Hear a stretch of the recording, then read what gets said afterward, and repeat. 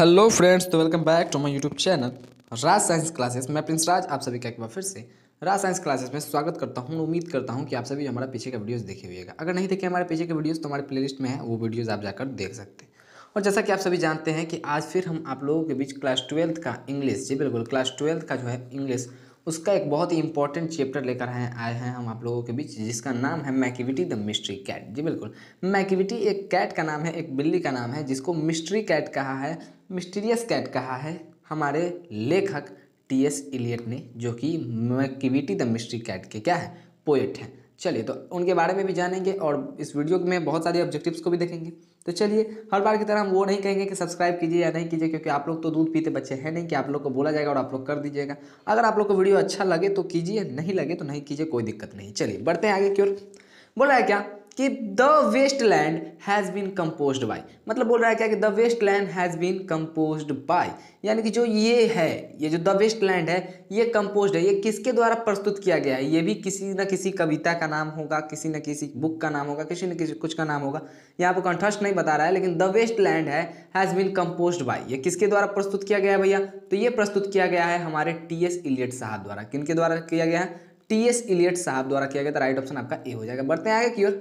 Second number question की अगर बात करें यहाँ पर, तो बोल रहा है क्या कि Macavity's power of levitation would make a stare, मतलब बोल रहा है कि Macavity's power of levitation would make a stare. इसका राइट ऑप्शन आपका क्या हो जाएगा भैया? फकीर। क्या हो जाएगा? सी आपका यहाँ पर राइट ऑप्शन हो जाएगा। बढ़ते हैं आगे की ओर। थर्ड नंबर क्वेश्चन की अगर बात करें तो यहाँ पे बोल रहा है क्या कि मैकिविटी इज आउटवर्डली, जी बिल्कुल, Macavity is outwardly miserable, healthy, appealing, respectable. तो यहाँ पर राइट ऑप्शन हो जाएगा रेस्पेक्टेबल। क्या हो जाएगा? राइट ऑप्शन रेस्पेक्टेबल हो। इसलिए मैकिविटी को यहाँ पर रेस्पेक्टेबल दिया गया है, क्योंकि ये कोई भी काम करता था तो बहुत ही सात्विक तरीके से करता था, और हर बार ये क्राइम सीन पर पुलिस के पहुंचने से पहले ही क्या कर दिया जाता था? पुलिस पहुंचते पहुंचते ये पुलिस के पहुंचने से पहले वहां से दफा हो जाता था, मतलब निकल जाता था, इसलिए इसको रेस्पेक्टेबल यहाँ पर कहा गया है। फोर्थ नंबर क्वेश्चन की अगर बात करें तो बोल रहा है मैकिविटीज फुटप्रिंट्स, यानी कि मैकिविटी जो है, बिल्ली का नाम है, उसके पैर के जो चिन्ह है, पद चिन्ह, are not found in any dash dash of Scotland, any dash dash of Scotland Yard. मतलब बोल रहा है क्या कि जो फुटप्रिंट्स थे, वो मैकिविटी के जो फुटप्रिंट्स है, वो किसी भी क्या में नहीं मिल रहे थे, स्कॉटलैंड यार्ड के किस चीज में नहीं मिल रहा था, किसी भी, तो किसी भी फाइल, स्कॉटलैंड के फाइल में मैकिविटी के फुटप्रिंट्स नहीं मिल पा रहे थे। चलिए बढ़ते हैं आगे की ओर। 5 नंबर क्वेश्चन की अगर बात यहाँ पे हम करें तो 5 नंबर क्वेश्चन में लिखा हुआ है क्या कि अकॉर्डिंग टू इलियट, मतलब वही T S. Eliot, Macavity is the dash dash of crime. तो भैया according to Eliot, according to मतलब अगर इलियट साहब की अगर बात माने, टी.एस. इलियट साहब के अनुसार अगर चले, तो उन्होंने मैकिविटी को किसका दर्जा दिया है? तो Macavity is the dash dash of crime. तो भैया वो जुर्म का क्या था? तो जुर्म का वो नेपोलियन था। नेपोलियन के बारे में आप लोग पढ़िएगा आगे, ठीक है, लेकिन इसमें नहीं, हिस्ट्री में पढ़ना है, और जी बिल्कुल हिस्ट्री में पढ़ना था। तो नेपोलियन के बारे में आप लोग पढ़िएगा। तो नेपोलियन मानते हैं क्या? टी.एस. इलियट साहब नेपोलियन मानते हैं इसको क्राइम के मामले में। चलिए 6 नंबर क्वेश्चन की अगर बात करें यहाँ पर, तो 6 नंबर क्वेश्चन में बोल रहा है कि who has composed the poem Macavity the mystery cat, मतलब बोल रहा है क्या कि who has composed the poem Macavity the mystery cat. Macavity the mystery cat जो है पोएम है, ये किनके द्वारा प्रस्तुत किया गया है? तो ये किया गया है टी.एस. इलियट साहब द्वारा, जैसा कि आप सभी जानते हैं। चलिए बढ़ते हैं आगे की ओर।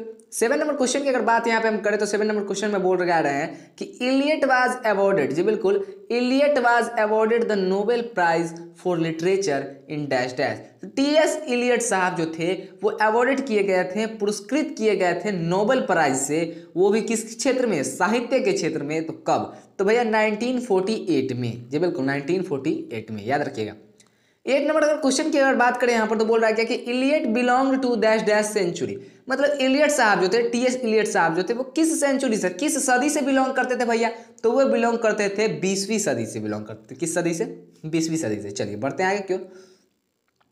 9 नंबर अगर क्वेश्चन की बात करें तो बोल रहा है कि Eliot was a dash dash, मतलब टी.एस. इलियट साहब जो थे, जी बिल्कुल टी.एस. इलियट साहब जो थे वो क्या थे? Dash, TS. Eliot was dash dash, वो एक कवि थे, एक वर्स ड्रामेटिस्ट थे, एक क्रिटिक थे, या फिर ऑल ऑफ दिस थे, यानी कि इनमें से सभी थे। तो राइट ऑप्शन आपका क्या हो जाएगा? राइट ऑप्शन आपका हो जाएगा क्या?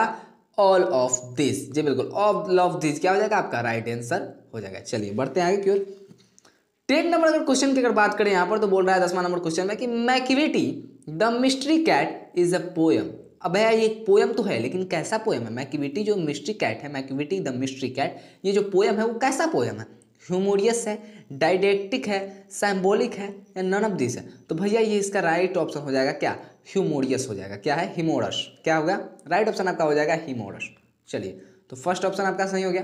11 नंबर क्वेश्चन की अगर बात करें यहाँ पर, तो बोल रहा है क्या कि Macavity is the dash dash of Scotland Yard. Macavity साहब, मैकिविटी साहब नहीं बोलेंगे क्योंकि मैकिविटी यहाँ पे बिल्ली का नाम है। तो मैकिविटी जो है ये is the dash dash of Scotland Yard, तो ये बफेलमेंट होगा। क्या राइट ऑप्शन आपका हो जाएगा?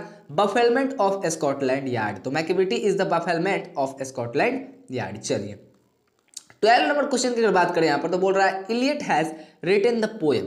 अब इलियट साहब जो है, टीएस इलियट साहब है, निम्नलिखित में से कौन से पोएम को लिखे हैं? फायर आइमन को नहीं लिखे, इसको तो केकी नारायण दारूवाला लिखा है, जिसको हम लोग बोलते हैं केकीएन दारूवाला।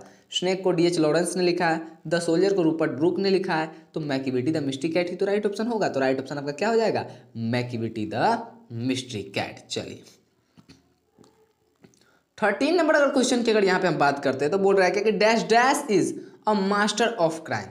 कौन है जो मास्टर ऑफ क्राइम था? तो भाई आप सभी जानते हैं कि मैकिविटी था मास्टर ऑफ क्राइम। ठीक है, चलिए 13 का ये हो गया। 14 नंबर अगर क्वेश्चन की अगर बात करते हैं यहाँ पर, तो बोल रहा है कि मैकिविटी इज कॉल्ड। मैकिविटी को हम लोग क्या कहते थे? तो भैया द हिडन पाव कहते थे उसको। क्या कहते थे? मैकिविटी इज कॉल्ड द हिडन पाव। चलिए आगे की ओर बढ़ते हैं 15 नंबर क्वेश्चन की ओर। तो 15 नंबर क्वेश्चन में बोल रहा है क्या कि मैकिविटी मूव्स लाइक अ।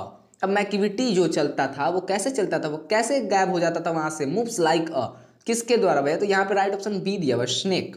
चलिए, 16 नंबर अगर क्वेश्चन की अगर बात करें, तो बोल रहा है कि the poet compares Macavity to dash dash. तो जो पोएट है वो किसके साथ मैकिविटी की तुलना कर रहे हैं? तो आप सभी को मालूम है कि वो मैकिविटी की तुलना किसके साथ कर रहे हैं? वो नेपोलियन साहब द्वारा, नेपोलियन साहब के जैसे मैकिविटी की क्या कर रहे हैं? तुलना कर रहे हैं नेपोलियन साहब से। चलिए, 17 नंबर क्वेश्चन की अगर बात करें यहाँ पर, तो बोल रहा है कि Macavity is the bafflement of. क्या भैया? तो स्कॉटलैंड यार्ड।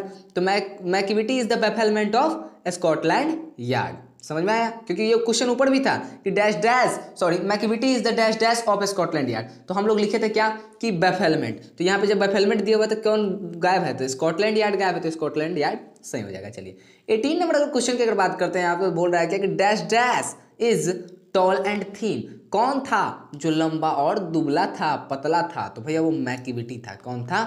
मैकिविटी था जो दुबला था और लंबा था। ठीक है, सॉरी, लंबा था नहीं, लंबी थी मैकिविटी। चलिए आगे की ओर बढ़ते हैं। 19 नंबर अगर क्वेश्चन की अगर बात यहाँ पे हम करें, तो 19 नंबर क्वेश्चन में बोल रहा है कि Macavity is a dash dash. अब मैकिविटी जो है ये क्या है भैया? तो आपके चैप्टर के नाम से मालूम पड़ रहा होगा कि मैकिविटी द मिस्ट्री कैट। तो यहाँ पे जो मैकिविटी हो जाएगा वो क्या है? कैट है। तो यहाँ पे राइट ऑप्शन डी लग जाएगा। बढ़ते आगे।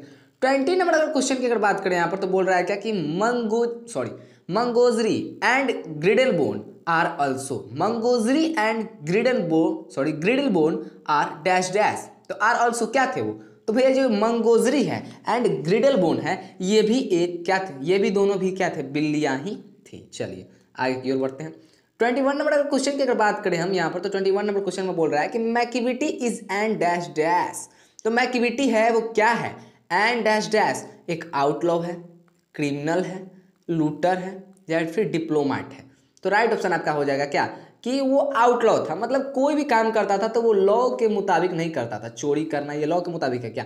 मतलब वो कानून की धज्जियां उड़ा देता था। जी बिल्कुल, कानून की क्या करता था? वो धज्जियां उड़ा देता था। तो Macavity is and dash dash. तो भैया यहाँ पे हो जाएगा राइट ऑप्शन आपका आउटलॉ। चलिए बढ़ते आए क्यों। 22 नंबर अगर क्वेश्चन की अगर बात करें यहाँ पर, तो 22 नंबर क्वेश्चन में बोल रहा है कि Macavity is full of dash dash. तो मैकिविटी इज फुल ऑफ कहने का मतलब है कि Macavity is full of dash dash. यहाँ पे किसी के बारे में हम लोग बोलते हैं ना कि Sohan is full of fun, मतलब वो हंसी का पात्र बन जाता है, वो खूब मतलब हंसी वसी लगाता है, तो उसको बोलते हैं कि Sohan is full of fun. तो उसी प्रकार यहाँ पे मैकिविटी इज फुल ऑफ क्या है? डिसिप्टफुलनेस। क्या है? डिसाइडफुलनेस। ठीक है, डिसिप्टफुलनेस। तो राइट ऑप्शन आपका क्या हो जाएगा? डिसिप्टफुलनेस। 23 नंबर क्वेश्चन की अगर बात करें यहाँ पर, तो बोल रहा है क्या कि Macavity disappears from the place of theft before the dash dash reach. तो भैया आप सभी जानते हैं कि पुलिस के आने से पहले वहां पे से चोर क्या हो सकती है? भाग जाती है, फिल्मों में भी। और मैकिविटी द मिस्ट्री कैट चूंकि एक कविता है, तो यहाँ से भी क्या किया है? ये मैकिविटी साहब जो है, मैकिविटी बिल्ली जो है, ये क्या कर जाती है? पुलिस के आने से पहले ही भाग जाती है, जिसके कारण पुलिस के हाथ कुछ लगता ही नहीं।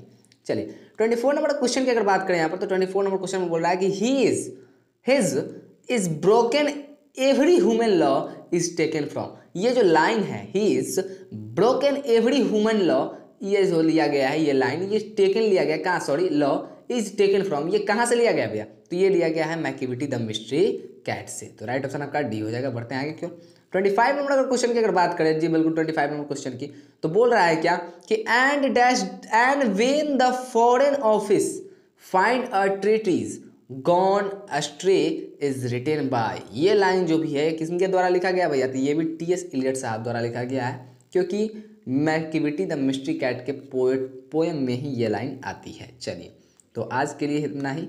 आज आप लोग को वीडियो देखकर अच्छा लगा। मैं प्रिंस राज उम्मीद करता हूँ कि आप सभी जो बहुत ही मेरे वीडियो से एंटरटेन होते होइएगा। और एंटरटेन करने का मतलब ये नहीं है कि मतलब, कहने का मतलब है कि पढ़ाई में इंटरटेनिंग भी बहुत ज़रूरी होती है, तो इंटरटेन होते होइएगा। इसका कहने का मतलब ये नहीं है कि भाई मतलब हंसने मजाक वैसे वाली बातें नहीं है। यहाँ पर एंटरटेन करने का मतलब है कि आप लोग क्या होइएगा, मेरे वीडियो को देखकर संतुष्ट हो जाएगा कि नहीं भैया अब यहाँ से अगर कोई भी क्वेश्चन आएगा तो हम छोड़ नहीं सकते हैं। तो मैं प्रिंस राज विदा लेता हूँ, फिर मिलूंगा एक नए वीडियो में एक नए जोश के साथ। तब तक के लिए जय हिंद, जय भारत एंड थैंक यू।